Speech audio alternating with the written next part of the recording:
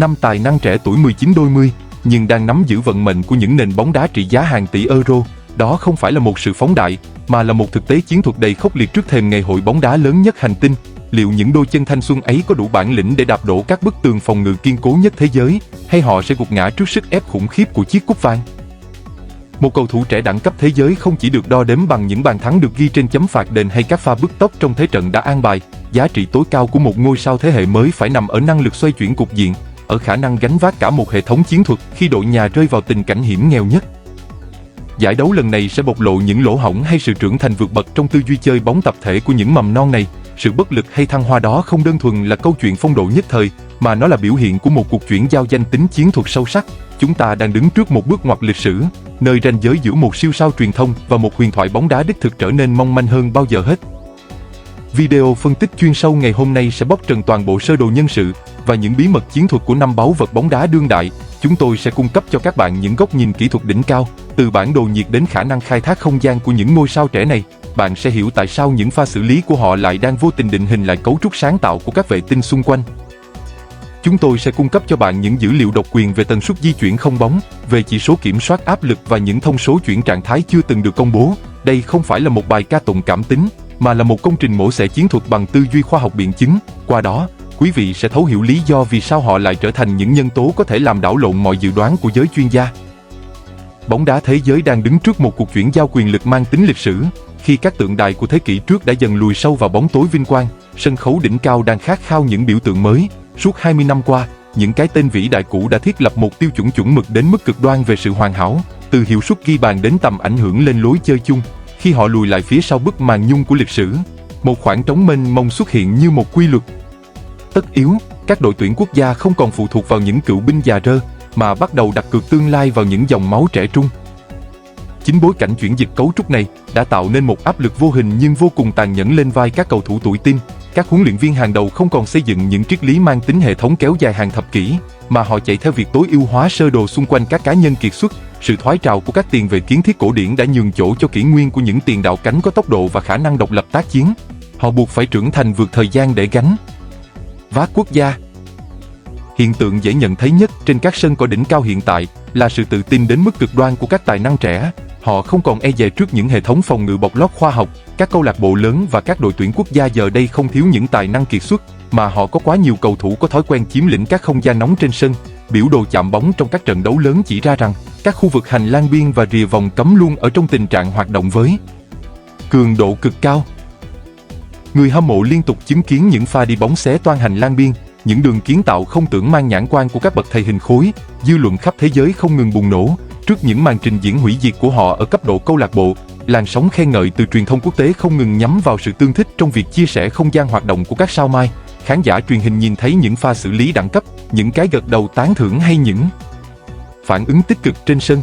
Nhưng liệu sự bùng nổ bề nổi đó có được tái hiện tại đấu trường World Cup khốc liệt? Để giải mã sức mạnh của những siêu sao thế hệ mới, chúng ta buộc phải đào sâu vào các thông số kỹ thuật và tư duy chơi bóng hiện đại. Cái tên đầu tiên không ai khác chính là Lamine Yamal, báu vật của bóng đá Tây Ban Nha. Bản lý lịch của tiền đạo này tính đến thời điểm hiện tại thực sự là một bộ sưu tập danh hiệu đáng mơ ước đối với bất kỳ cầu thủ chuyên nghiệp nào. Chức vô địch châu Âu ở độ tuổi thiếu niên cùng những kỷ lục vô tiền khoáng hậu đã đưa anh vào ngôi đền của những tài năng triển vọng nhất. Ở độ tuổi 18, cầu thủ này đang sở hữu những thông số kiểm soát bóng vượt trội ở hành lang cánh phải. Điểm mạnh cốt lõi của anh nằm ở kỹ năng đi bóng cắt trong, mở ra những góc sút có độ cuộn vô cùng khó chịu, khả năng định vị không gian và đưa ra quyết định ở 1/3 cuối sân. Chính là thứ vũ khí tối tân giúp anh làm mềm các khối phòng ngự lùi sâu. Thói quen di chuyển cắt vào trung lộ không chỉ giúp anh tự tạo cơ hội dứt điểm, mà còn mở ra những đường chuyền kiến tạo sắc lẹm cho các đồng đội đang băng lên ở cánh đối diện. Tuy nhiên, nếu bóc tách kỹ lưỡng từng trận đấu lớn, chúng ta sẽ thấy một tỷ lệ không nhỏ các pha mất bóng khi anh bị vây ráp bởi 2 hoặc 3 hậu vệ đối phương. Điều này đặt ra một câu hỏi lớn về khả năng áp đặt lối chơi khi anh đối đầu với các khối phòng ngự lùi sâu và chủ động chia cắt không gian tại giải đấu lớn. Cái tên tiếp theo sẵn sàng làm bùng nổ các khán đài là Endrick, niềm hy vọng mới của vũ điệu samba. Tiền đạo này sở hữu một bộ chỉ số thể chất vô cùng đặc biệt, với trọng tâm cơ thể thấp và lực sút ở hai chân cực mạnh. Hàng loạt danh hiệu quốc nội cùng câu lạc bộ cũ và những màn ra mắt ấn tượng tại trời Âu là những minh chứng không thể chối cãi cho năng lực săn bàn. Anh không chơi bóng theo cách hoa mỹ cổ điển, mà chọn lối đá trực diện và đầy tính thực dụng. Khi phân tích cấu trúc di chuyển, Endrick có thói quen đè mặt các trung vệ dập để chiếm lĩnh khoảng trống. Sự càng lướt và bản năng săn bàn thính nhạy chính là chìa khóa giúp anh mở toang cánh cửa vào khung thành đối phương. Xu hướng di chuyển mạnh mẽ vào khu vực cấm địa đòi hỏi hệ thống phải phục vụ và giải phóng hoàn toàn nhiệm vụ phòng ngự cho bản thân. Đây là một đặc quyền chỉ nên xuất hiện ở những thiên tài sở hữu khả năng dứt điểm toàn diện. Tuy nhiên, điểm hạn chế lớn nhất lại nằm ở kỹ năng chơi bóng quay lưng lại với khung thành đối phương. Khi bị đặt vào vai trò của một tiền đạo cắm thuần túy chống lại các trung vệ to cao, anh đôi khi đánh mất sợi dây liên lạc với các tiền vệ công. Việc thiếu các bài phối hợp đập nhả một chạm ở rìa vòng cấm khiến các đợt tấn công trở nên đơn điệu và dễ bị bẻ gãy nếu thiếu khoảng trống. Tại tuyến giữa, bóng đá Pháp đang trình làng một bộ não kỳ xuất mang tên Urien Emery. Thông số chiến thuật của tiền vệ này thể hiện một sự toàn diện đáng kinh ngạc, từ tỷ lệ chuyền bóng chính xác đến khả năng đánh chặn từ xa. Anh là cầu nối hoàn hảo trong quá trình chuyển trạng thái từ phòng ngự sang tấn công. Điểm nổi bật nhất ở cầu thủ trẻ này là tư duy thoát pressing tầm cao, chỉ bằng một nhịp che người thông minh. Đây là phẩm chất cực kỳ quý hiếm, giúp đội hình duy trì được cự ly và nhịp độ kiểm soát. Sự nguy hiểm của anh còn được nhân lên gấp bội khi đặt trong một hệ thống chơi bóng tốc độ cao, nơi các tiền vệ có khả năng đánh chặn và phân phối bóng chỉ bằng một đường chuyền dài vượt tuyến. Khi có khoảng trống để kéo bóng, anh trở thành một ông chủ thực sự ở khu vực trung tuyến, buộc các tiền vệ đối phương phải lùi sâu phòng ngự thụ động, khả năng bao quát sân và thực hiện các đường chuyền ngắn trung bình đạt độ chuẩn xác gần như tuyệt đối. Dẫu vậy, điểm cốt lõi cần khắc phục nằm ở việc duy trì nền tảng thể lực trong các giải đấu kéo dài với mật độ dày đặc. Sự bế tắc của tuyến giữa đôi khi xuất phát từ một xung đột mang tính hệ thống khi anh phải gánh vác quá nhiều nhiệm vụ phòng ngự lẫn kéo bóng. Nước Anh cũng không hề kém cạnh khi sở hữu viên kim cương Kobbie Mainoo, người mang lại sự cân bằng cho tuyến giữa. Lối chơi của tiền vệ này là sự kết hợp giữa kỹ thuật cá nhân điêu luyện và sự điềm tĩnh đến đáng sợ. Bản lĩnh thi đấu đỉnh cao của anh đã được tôi luyện qua những trận cầu rực lửa tại giải ngoại hạng. Anh có xu hướng xuất hiện ở các điểm nóng để thu hồi bóng rồi thực hiện những đường chuyền xuyên tuyến xé toang hàng phòng ngự. Khả năng đọc tình huống và bọc lót cho các trung vệ giúp khối đội hình trở nên vô cùng kiên cố. Điểm mạnh vượt trội của anh chính là kỹ năng xoay sở trong phạm vi hẹp dưới áp lực lớn của hàng tiền vệ đối phương.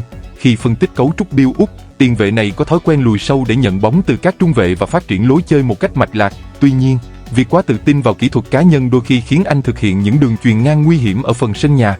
Điều này vô tình tạo ra các tình huống chuyển trạng thái từ phòng ngự sang phản công cho đối thủ, đánh thẳng vào vị trí của hàng phòng ngự vốn chưa kịp bọc lót. Cái tên cuối cùng trong danh sách này là Kenan Ince, niềm tự hào của bóng đá Thổ Nhĩ Kỳ. Cầu thủ này sở hữu bộ kỹ năng rê dắt bóng trong phạm vi hẹp đạt đến độ thượng thừa. Sự nguy hiểm của anh đã được khẳng định qua những siêu phẩm tại đấu trường quốc nội và châu lục. Anh luôn biết cách tạo ra sự đột biến từ những tình huống tưởng chừng như bế tắc nhất. Tư duy chơi bóng sáng tạo và không rập khuôn, giúp anh trở thành một biến số vô cùng khó lường đối với mọi hệ thống chiến thuật. Sự bùng nổ của anh chính là chất xúc tác, có thể kéo sập những pháo đài phòng ngự kiên cố nhất. Thói quen hoạt động rộng từ hành lang cánh trái dạt vào trung lộ giúp anh tối ưu hóa khả năng dứt điểm bất ngờ. Nhưng điểm hạn chế lớn nhất của anh lại nằm ở sự ổn định về mặt phong độ. Khi bị phong tỏa bởi các hậu vệ cánh có lối chơi áp sát và không ngại va chạm, anh có xu hướng mất hút và không duy trì được sợi dây liên lạc với các tiền đạo phía trong. Nếu không chịu thay đổi tư duy và học cách hy sinh vì tập thể, ngôi sao trẻ này sẽ mãi mãi chỉ là một cầu thủ của những khoảnh khắc, chứ không thể trở thành một thủ lĩnh thực sự. Khi đặt lên bàn cân so sánh với những huyền thoại bóng đá thế giới ở cùng độ tuổi 19 đôi mươi, chúng ta sẽ thấy những khoảng cách và cả những điểm tương đồng đầy thú vị. Ở độ tuổi này, Lionel Messi đã là một cơn lốc bên hành lang cánh của Barcelona, sở hữu kỹ năng đi bóng không thể cản phá và tư duy chiến thuật vượt thời gian. Siêu sao người Argentina thời điểm đó không chỉ là một cầu thủ bám biên, mà đã cho thấy dáng dấp của một nhà đạo diễn lối chơi xuất sắc trong tương lai. Trong khi đó, Cristiano Ronaldo ở tuổi đôi mươi tại Manchester United đã là một nghệ sĩ sân cỏ thực thụ với những pha đảo chân chóng mặt và khát vọng vươn lên tột cùng. Ronaldo thời kỳ đó có thể tự mình khuấy đảo cả một hệ thống phòng ngự bằng nguồn năng lượng vô hạn. Ngược lại, các ngôi sao trẻ hiện tại như Yamal, Endrick hay Mainoo được đặt vào một hệ thống chiến thuật có tính kỷ luật và khoa học cao hơn rất nhiều. Họ không có nhiều không gian để phô diễn kỹ thuật cá nhân tự do như các bậc tiền bối, mà phải tuân thủ nghiêm ngặt các quy tắc di chuyển và đồng bộ khối đội hình. Bộ kỹ năng của họ được tối ưu hóa cho tính hiệu quả và thực dụng của bóng đá hiện đại. Khi những yếu tố thể chất và tư duy hệ thống được kết hợp, họ tạo ra một sức mạnh hủy diệt khác biệt. Nhưng điều đó cũng đặt ra thử thách rằng liệu họ có thể tự mình tạo nên những khoảnh khắc thiên tài phá vỡ mọi quy chuẩn chiến thuật khi đội nhà bế tắc, như cái cách mà các huyền thoại xưa cũ vẫn thường làm.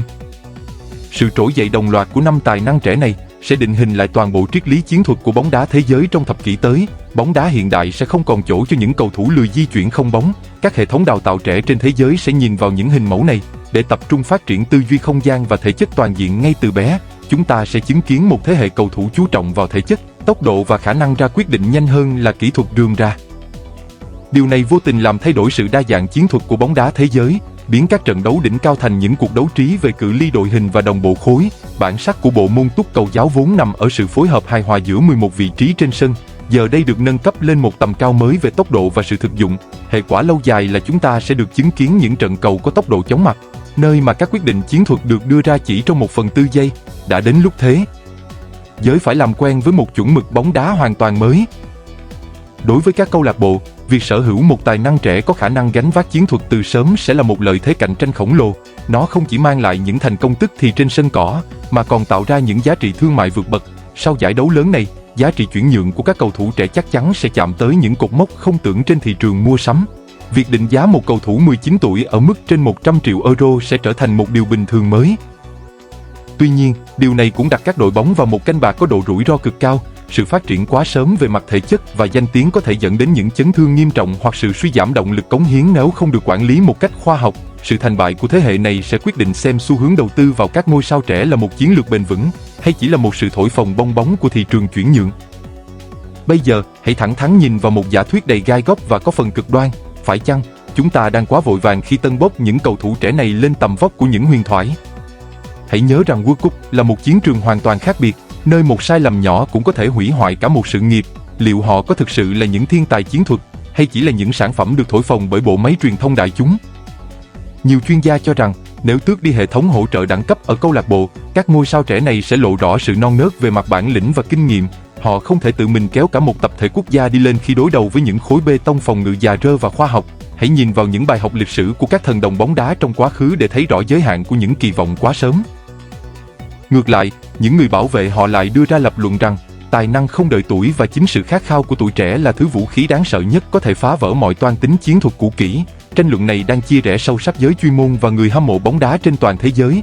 Một bên coi họ là những tân vương không thể bàn cãi của kỷ nguyên mới, một bên lại xem họ như một biểu tượng của sự vội vàng truyền thông. Quý vị thuộc luồng quan điểm nào?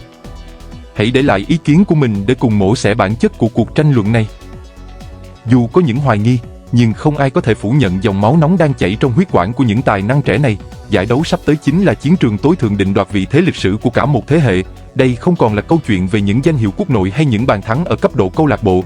Giải đấu cấp quốc gia lớn nhất hành tinh là nơi tôn vinh những vị vua đích thực, nơi mà mọi sai lầm chiến thuật đều phải trả giá bằng cả một chu kỳ 4 năm chờ đợi. Nếu có thể tỏa sáng rực rỡ và đưa đội bóng của mình đến đỉnh vinh quang, mọi hoài nghi về đẳng cấp và tư duy chiến thuật của họ sẽ ngay lập tức bị đập tan. Họ sẽ chính thức bước vào ngôi đền của những vĩ nhân, khắc tên mình vào lịch sử vĩnh cửu của túc cầu giáo. Ngai vàng thế giới đang bỏ trống, và vương miện sẽ chỉ thuộc về kẻ biết vượt qua nỗi sợ hãi để tỏa sáng. Áp lực từ sự kỳ vọng của hàng triệu người hâm mộ đang ngày một đè nặng lên những bờ vai trẻ tuổi. Sự cạnh tranh khốc liệt giữa chính họ sẽ tạo nên một cuộc đua vô cùng hấp dẫn và kịch tính. Ai sẽ là người sở hữu bản lĩnh thép để vượt qua những khúc cua định mệnh của giải đấu? Haaland hay các đàn anh đi trước đã thiết lập những cột mốc, nhưng thế hệ trẻ này có những lợi thế riêng để tạo nên những trang sử mới. Ngai vàng bóng đá thế giới không bao giờ được ban phát bởi truyền thông, nó phải được đánh đổi bằng máu, nước mắt và sự hoàn hảo tuyệt đối trên sân cỏ. Kỷ nguyên mới đã mở ra, và câu trả lời cuối cùng sẽ được viết bằng những chương sử hào hùng nhất tại kỳ đại hội tới. Hãy tin rằng, ngày hội bóng đá tới đây sẽ là sân khấu tôn vinh những nhà vua mới.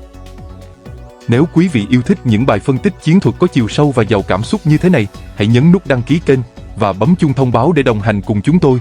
Mỗi lượt đăng ký và tương tác của quý vị là nguồn động lực to lớn để chúng tôi tiếp tục đầu tư sản xuất những nội dung chất lượng cao, mang tính học thuật và đào sâu bản chất vấn đề. Hãy để lại bình luận của quý vị ở phía dưới. Theo bạn, ai trong số 5 tài năng trẻ trên sẽ trở thành cầu thủ xuất sắc nhất giải đấu? Quý vị đánh giá thế nào về khả năng bùng nổ của họ trước các hệ thống phòng ngự già rơ? Ý kiến chuyên môn của quý vị chính là mảnh ghép hoàn hảo cho video ngày hôm nay. Hãy cùng nhau tạo nên một diễn đàn tranh luận văn minh, chuyên sâu và giàu hàm lượng tri thức bóng đá ngay dưới video này. Xin chào và hẹn gặp lại!